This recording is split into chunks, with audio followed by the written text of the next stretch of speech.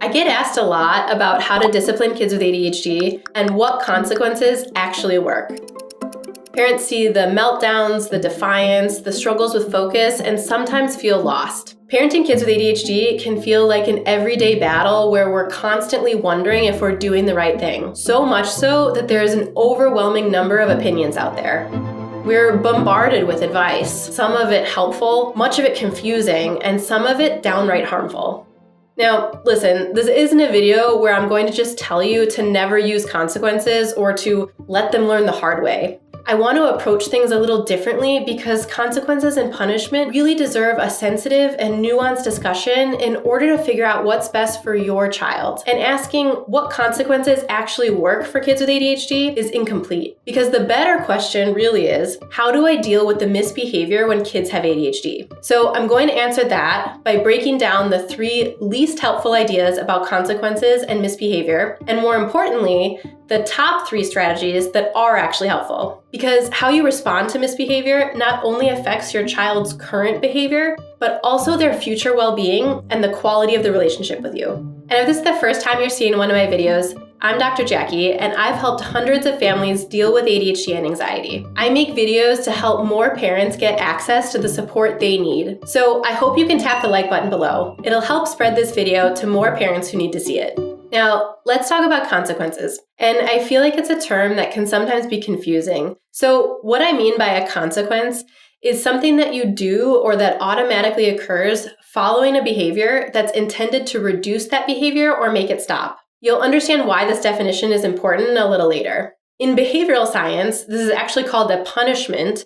I think you mean positive punishment. Or something that happens to decrease the likelihood of that behavior from happening again. However, I think that parents usually equate punishment with something more physical or shameful or fear-based. So regardless of the term itself, in this video, we're actually talking about what you do or what happens when your child with ADHD misbehaves. And there are actually 3 ideas I often hear about that are least useful and really don't work for dealing with misbehavior. Many parents who are struggling with discipline for their kids with ADHD have asked me, is this punishment just not enough? Should it be harsher or should I be more strict so that they learn better? This question is even more common as kids get older and continued misbehavior can get more challenging and severe. While I logically see how someone might think this way, harsh consequences actually cause even more problems. Harsher punishments typically involve more negative parenting interactions like criticism, negative instructions, and sometimes verbal or physical aggression. What we know from research is that these have many negative effects on children and on parents, and that the harsher and more negative a parent reacts, the more a child's physiology automatically reacts in a way that makes it even harder for them to control themselves. We also know that when parents are taught strategies to reduce their negative interactions with their child, it positively impacts the child's nervous system so they can better manage their own emotions and subsequently their own behavior. Kids with ADHD are not usually acting out or misbehaving on purpose, so correcting their behavior with harsher punishment isn't going to reduce the behavior.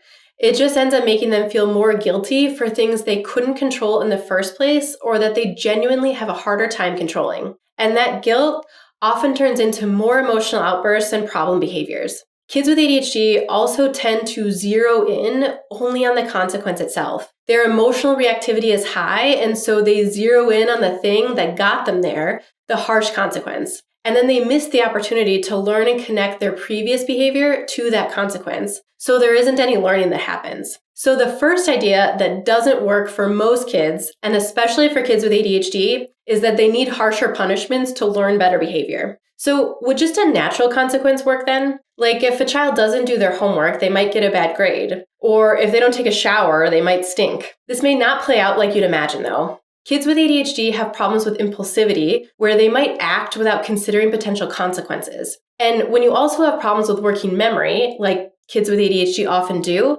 it's harder to remember instructions and plan ahead to what might happen. All of this makes it difficult to change kids' behavior based on a future consequence. So if you think, well, if he doesn't study, then he might get a bad grade on the test and maybe even in the class. It'll teach him that he needs to put in more work. Know that I haven't seen this to be true for kids with ADHD. There are genuine difficulties that are getting in their way, like being able to break big tasks into smaller chunks or huge emotional overwhelm. Ignoring these genuine problems can actually put them on the path to delinquency because that future consequence doesn't help them learn for the next time. The consequence actually comes too long after the behavior. It's already too late. The damage has been done. So the second idea that doesn't work is to just let it take its course, to let the situation play out and hope they'll learn from the thing that naturally happens when they do or don't do something. But then, wouldn't using consequences yourself damage your relationships with them or damage them?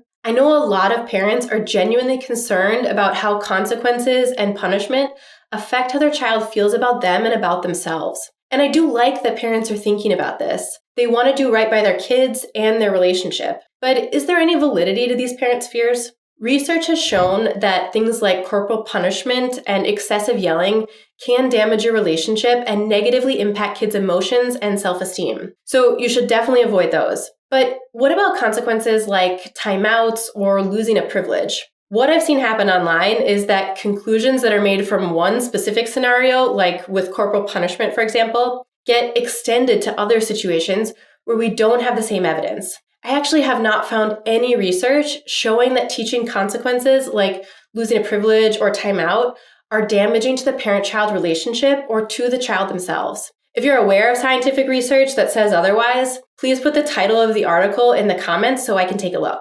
Know that consequences are used and taught in evidence-based treatments like parent-child interaction therapy or parent management training. These behavioral interventions have been shown to reduce the problems and improve the parent-child relationship. But here's the key with this one. Consequences are taught as just part of a larger parenting intervention in a very specific and pre-planned way and used sparingly. I'll actually get more into that in a little bit. But this is the final idea that doesn't work. Avoiding consequences altogether because of fear that it will damage the relationship. This can often turn into permissive parenting, where children are allowed to make their own decisions without repercussions. And to be mentally healthy and strong, kids need boundaries. So how do you do this then? How do you build those boundaries?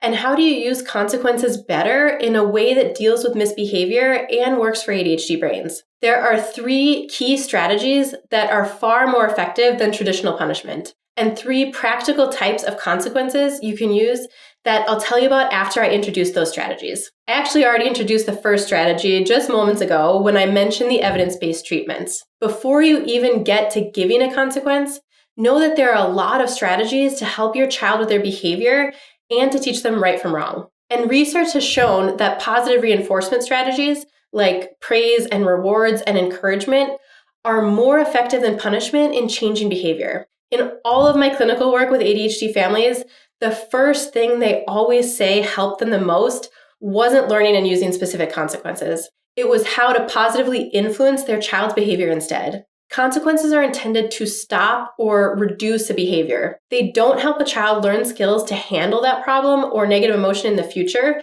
and they don't teach a child what to do instead. If kids don't get enough practice or acknowledgement when they're doing the right thing, you'll have a much harder time dealing with misbehavior, no matter what consequences you're using. So the first key strategy to dealing with misbehavior is to actually focus on positive reinforcement most often and use consequences only sparingly. And I have several videos about this that I'll link at the end, some of them with practical parent examples from my online 12-week ADHD program. But there's also something else that's very important when it comes to misbehavior in kids with ADHD. And before I tell you about that, it's time to tap the like button and subscribe if you found this video helpful so far. And as a positive reward for you, I'll put up a picture of my little puppy when he was a baby. But seriously, there is a lot more to talk about when it comes to consequences. I hope to do a deeper dive on the research in the future, and your support motivates me to make that happen. Until then, I want you to think about this. No child wakes up and thinks, what can I do wrong today? Kids want to be good, so treat them as if they're trying to do the right thing. And when they don't, consider it a mistake or a lack of skills rather than coming from a place of malice. This simple mindset shift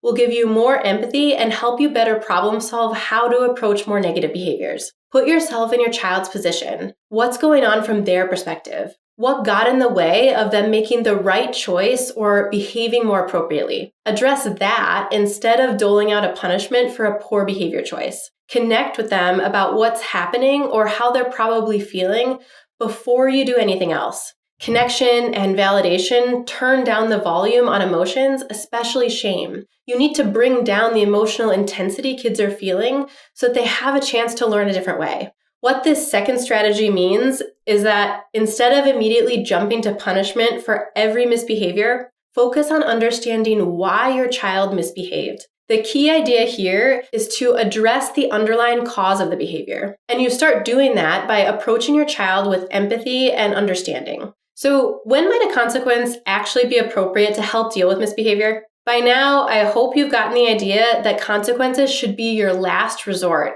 after you've exhausted positive reinforcement and empathy-based approaches. Then it really comes down to two situations when you could use consequences. One is when you've told your child they need to do something, and they genuinely do need to. And the second is when they've broken an important pre-planned rule. Given what we know about the genuine difficulties for kids with ADHD, any consequences need to have three elements for kids to have the best chance of learning from them. For example, let's say your child yells at you every time you tell them no, and you've exhausted all your other positive strategies. The first thing you need to do is to actually plan ahead for the consequence. For example, ahead of time, tell your child, every time you yell from now on, I won't be able to help you with anything you want or need until you speak with me calmly. You need to plan for these situations ahead of time. If your child was not aware of the consequence, isn't it kind of unfair to give them one? And this also means that your consequences need to be consistent. You need to consistently give the same pre-planned consequence for the same misbehavior.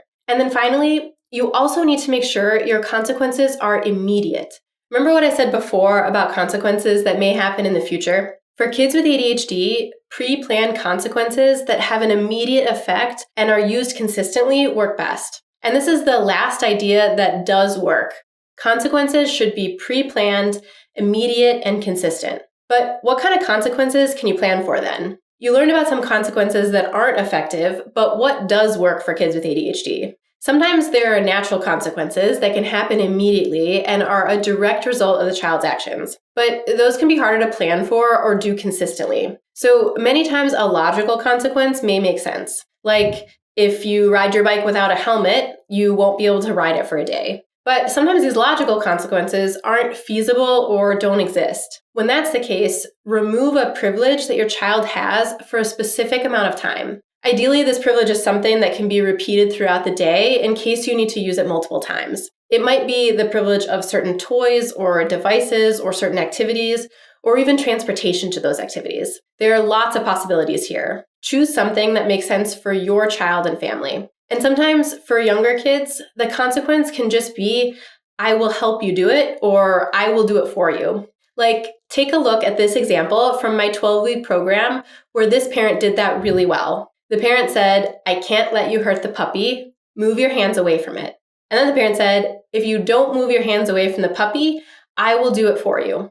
And then the parent said, you're not doing what I told you to, so now I will gently move your hands away. It's all about setting a boundary that doesn't allow the child to continue the behavior. So we should add this as a bonus idea. Consequences that work better for kids with ADHD should also be focused on setting clear boundaries and be logical or involve the removal of a privilege. Ultimately, I hope you've learned that consequences should be used strategically, sparingly, and as the final option, because they are not the only way or the best way for kids to learn about their misbehavior. And to learn more about other ways to encourage better behavior in kids with ADHD, check out these next. As always, put your relationships first. I'll see you in the next video.